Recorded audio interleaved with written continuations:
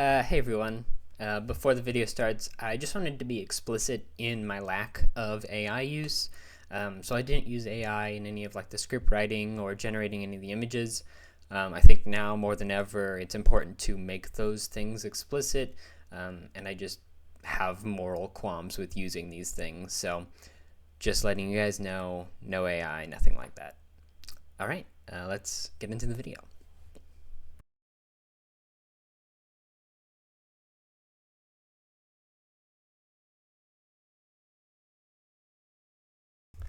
Hello everyone.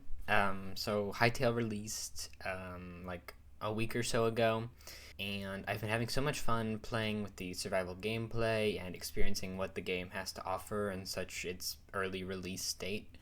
This video is gonna kind of assume that you know a lot about Hytale, or at least know most of everything there is, so how the progression system works and kind of the fundamentals of the game, because I'll be talking about a suggestion that I want to make, and that suggestion necessarily builds off of what exists in the first place. Hytale feels really good to play at the moment, and while this is a suggestion video and I'll be going into its flaws, I do feel the need to say that I love this game. I love what Hypixel Studios is doing, and I can't wait to see how this game develops. Currently, I feel as though there are 5 main issues that I aim to all address in one fell swoop with this suggestion video.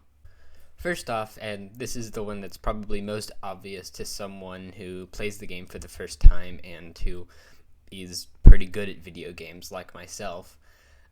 Barring specific enemies, the game didn't really challenge me in any way, except within the underground Outlander dungeons, which I thought were really incredible in both balance and atmosphere, so I'd love to see more of that.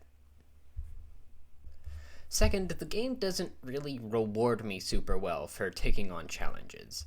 In the example I gave of the underground Outlander dungeons, I'm pretty much only playing through them because they're fun, rather than any kind of loot.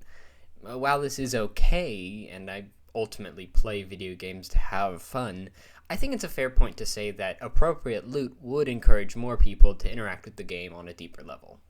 Third, and this is an issue that Minecraft has as well, and one that really annoys me, nighttime is easily skippable, and there is no real reason to stay awake for it. Unless you're specifically farming Essence of Void, nighttime is largely a nuisance that most people will skip through. I aim to add a nice reward to nighttime such that people will think, should I stay awake for this? I want there to be a choice to be made rather than sort of just as soon as you get a bed, nighttime is nothing anymore. Fourth, while weapon types are super distinct and interesting, there is no tangible gameplay difference when playing within a specific weapon type. For example, the thorium daggers play almost exactly the same as the crude daggers. This isn't as big an issue as the rest, as Hytale's combat is already so expensive, but I think that some weapon diversity would be much appreciated. Finally, there isn't really much of an endgame. This is obviously just a symptom of being an early release, but I do think it's noticeable to say that the endgame plays and feels very similar to the early game. This is similar to the previous point, but extends to every aspect. All pickaxes can mine anything and only differ in speed. Chopping trees is basically instant for every axe. Armor is only noticeable if you're really looking out for it, and enemy encounters don't really get more difficult as you progress. With these 5 main issues, I want to suggest a way to fix all of them, and I'm calling it the Miniboss and Enchant system. I'll start in reverse naming order and cover the enchantments first. Every weapon comes with a set number of enchantment slots based on its material, which makes every enchantment more important than Minecraft, due to the associated opportunity cost. Crude tools and copper tools each have 0 slots, so they can't be enchanted. Iron has 1 slot, thorium and cobalt each have 2 slots, and adamantite has 3. Depending on how future material types bolster the progression system, this may need to be toned down such that adamantite also has 2 slots and future material types have 3. I'm hesitant to give any material 4 slots, as it is important that each and every enchantment is felt. I don't want the enchantments to blend into each other in long lists like they can in Minecraft.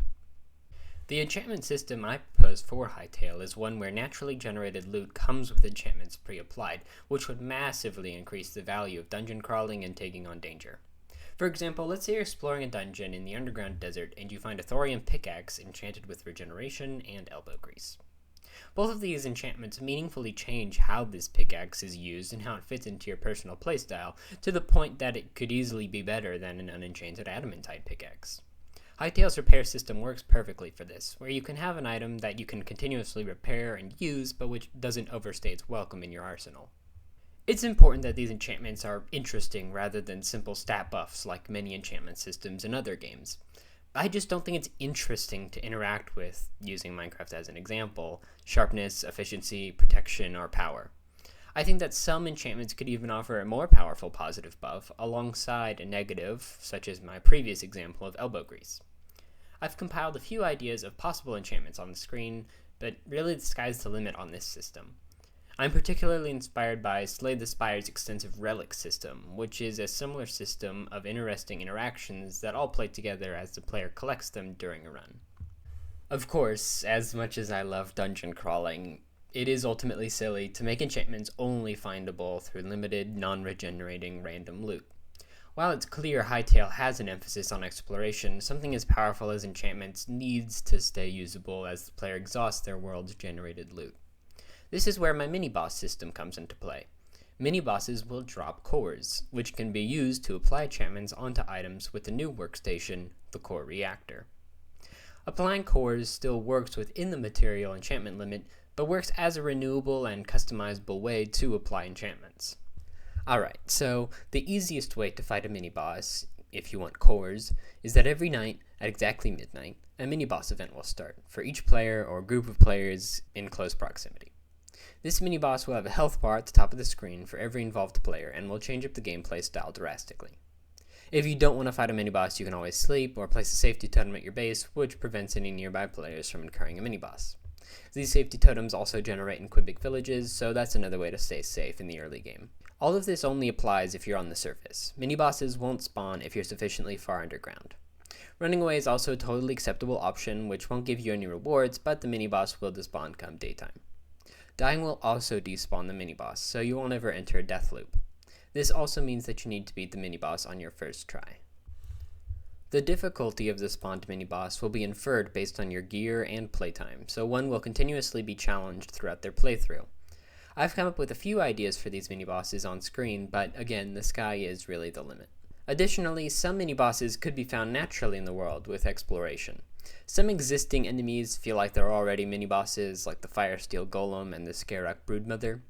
These could drop the following cores and be buffed to mini-boss health with a health bar added while fighting them. There's also various rooms that feel like they should have mini-bosses, which might be the case and they just haven't been added yet. In any case, here's a few hypothetical dungeon-based mini-bosses and what cores they could drop. For me, a key part of the mini-boss system is to give the player big rewards for engaging with the system at their own volition. If the system worked as I outlined here, I would personally never sleep for the promise of cores and big loot, and I would be drawn to exploring every dungeon, nook and cranny to get pre-enchanted items. This would make the game much harder, and I would die more often, which would feel great as I learn mini-boss attack patterns and get more powerful with every win. This is largely inspired by RPG and roguelike elements, which Hytale is also inspired by. I think that this system could improve Hytale drastically, and I hope the development team considers it as a possible direction for the game to take. Some of the criticism of the game that I've seen so far has been that the fantasy sandbox genre is already quite full, and that the ways in which the Hytale team has distanced itself from Minecraft have either been not enough or have been underwhelming. I think that leaning even further into RPG and roguelike elements would improve the game drastically. In the same ways that Terraria is so different from Minecraft, I think Hytale could use some distance from other games in the sphere. Alright, and that's the end of the video. Again, like I said in the beginning, Hytale is amazing, and I'm so happy that we can finally play it after so long. If you enjoyed the video, feel free to write my channel name on a piece of loose leaf and cast it into an ever-burning flame. And feel free to write in the comments any kind of cool mini-boss or enchantment ideas you might have. This is my first video in a long time that I've put any kind of effort in, so I hope you guys appreciate the format. I definitely have a bunch more ideas for Hytale swimming around, and so if this gets any kind of traction, I'll definitely realize those. But anyways, with all that said, thank you for watching, and I hope to see you next time.